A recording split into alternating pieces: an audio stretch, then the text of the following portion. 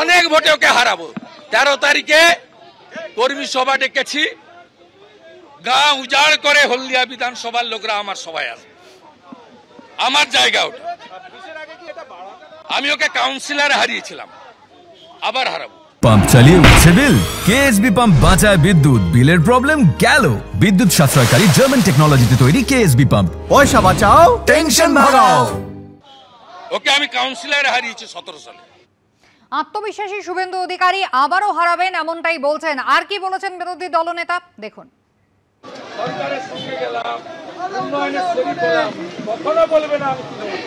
অনেক ভোটে ওকে হারাবো। 13 তারিখে কর্মী সভা ডেকেছি, গা উজাড় করে হলদিয়া বিধানসভার লোকরা আমার সভায় আসবে, আমার জায়গা ওটা। আমি ওকে কাউন্সিলরে হারিয়েছিলাম, আবার হারাবো। ওকে আমি কাউন্সিলরে হারিয়েছি 17 সালে। আপনি সংবিধান মানেন না। আপনার আমলে 11 সাল থেকে আজ অব্দি 56 জনকে দল বদল করিয়েছেন। 11 সাল থেকে BJP, CPM, Congress, RSP, forward block কাউকে বাদ দেননি। আপনি 10th শিডিউল মানেন না। আর আমরা অপেক্ষা করছি তেলেঙ্গানাতে যে মামলা সুপ্রিম কোর্টে হয়েছে, সেখানে 10 জন এমএলএ দলত্যাগ করিয়েছিল, তার বিরুদ্ধে তেলেঙ্গানা বিআরএস সুপ্রিম কোর্টে গেছে। সুপ্রিম কোর্ট 25 মার্চ দিন রেখেছে। ওই বাইরে বলবে তৃণমূল, ভিতরে বিজেপি। বিজেপি তো আমরা সত্য, ভিতরে তো সত্য। যখন ভোট হয় উঠে পালিয়ে যায়। আমরা ওয়ান ফাইন মর্নিং হুইপ দেব, হসপিটালে ভর্তি হতে হবে। মুখ্যমন্ত্রী বলে মুকুল, ও তো বিজেপিতে আছে। স্পিকার বলে সুমন কাঞ্জিলাল, ও তো বিজেপির মেম্বার। আমাদের তো সংখ্যা কমেনি, আমরা সত্য। যদি বাপের বেটা বা বেটি হন, বুকের পাটা থাকে, বিধানসভার ভিতরে দাঁড়িয়ে বলুন না আমি তৃণমূল, বলুন। সদ্য দল বললে তৃণমূল কংগ্রেসে আসা তাপসী মণ্ডল কি বলছেন? তিনি বলছেন বিজেপি বিভাজনের রাজনীতি করছে, বিজেপিতে কোনো কাজের সুযোগ তিনি পাননি এবং ভবিষ্যতে যদি তৃণমূল কংগ্রেস তাকে টিকিট দেয় অবশ্যই তিনি পার্টির মুখ রক্ষা করবেন।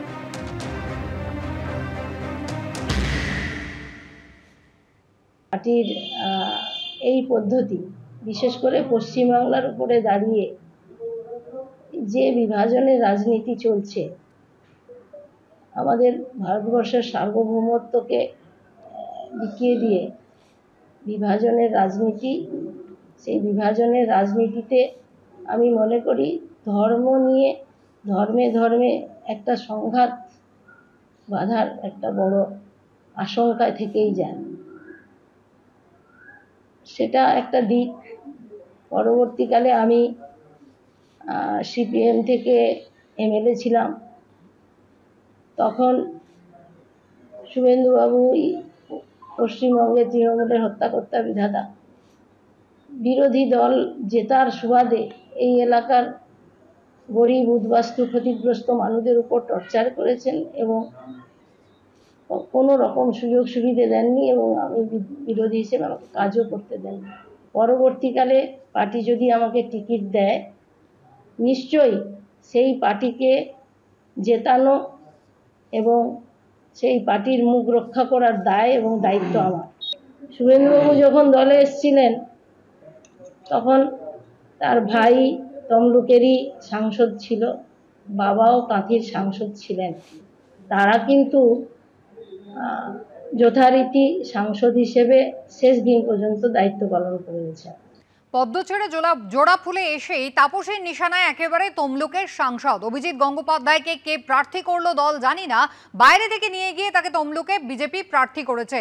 জেলা সভাপতি থেকে দলীয় কর্মী সকলের সঙ্গে বিরোধে জড়িয়েছেন অভিজিৎ গঙ্গোপাধ্যায়, এমনটাই বলছেন তাপসী মণ্ডল। আর তাপসী মণ্ডল সম্পর্কে অভিজিৎ গঙ্গোপাধ্যায় বলছেন জঞ্জাল এবার ভাগাড়ে গেছে।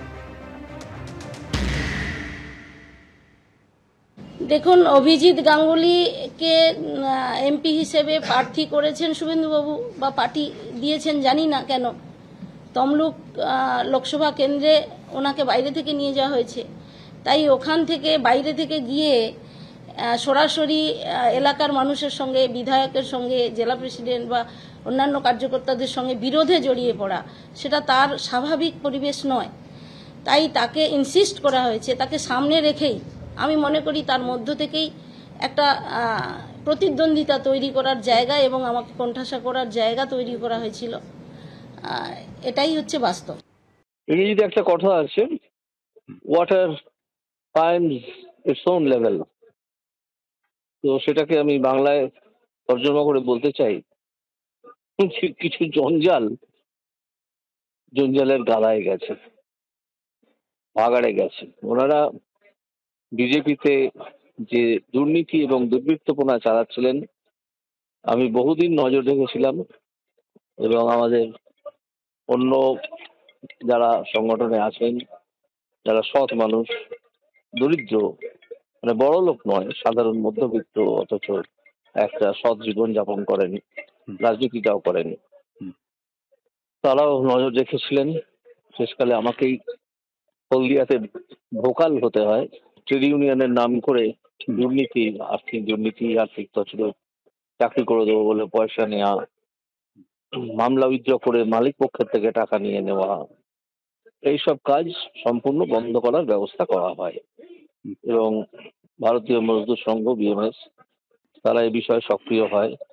একটা মিটিং এ আমি বক্তব্য রাখি। তারপরে আরেকটা মিটিং এ কিছু মানুষ উনি সহ দেখা করতে আসেন। ওনার সঙ্গে তখন আমি একটু রূঢ় ব্যবহার করতে বাধ্য হই, কারণ দুর্নীতিবাজদের মুখে বড় বড় কথা শুনতে আমি রাজিও নই।